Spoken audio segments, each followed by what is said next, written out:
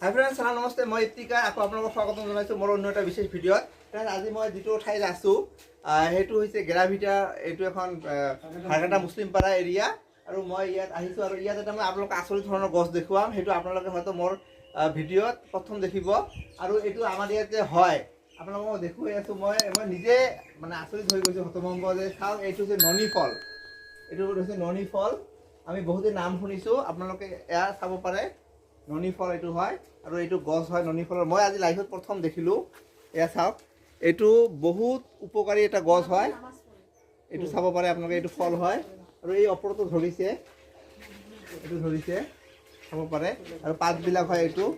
এয়া চাওক, আৰু আপোনালোকে যদি সবিশেষ জানিব বিচাৰে যে এইটো কি কি উপকাৰিতা আছে আপোনালোকে সেইটো চাব পাৰিব, ইউটিউবত চালেও গম পাব।